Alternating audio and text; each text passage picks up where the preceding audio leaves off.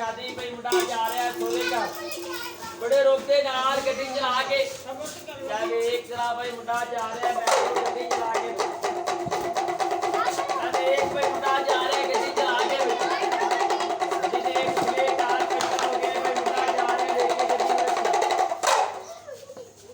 दस बे मैं कहता जरा सोरे घर गया सस ने देख जरा पागल करता तमीज पा के देख में मुंडा पागल हो गया इधर आ देख पापा साथ ना बैठ के दस बे छोटा सा डांस करके आप मुंडा जा रहे हैं डिस्को डांस अब बच्चों ताड़ी लगाओ सब बच्चे इधर आ जरा देख के बैठे जरा इधर सोरे घर गया सस ने देख जरा पागल करता इधर आ देख जरा बैठ के दस में जरा सोरे कर गया चाहे पूछी नहीं कोई रोटी पानी कहता नहीं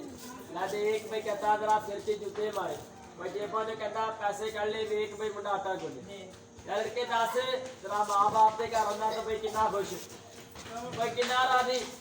ना देख इधर आ बच्चे जरा अपने सिर से डब्बा रख ना देख बेटा सब बच्चे नेक मुसलमान इसके डब्बे में डाल दो आज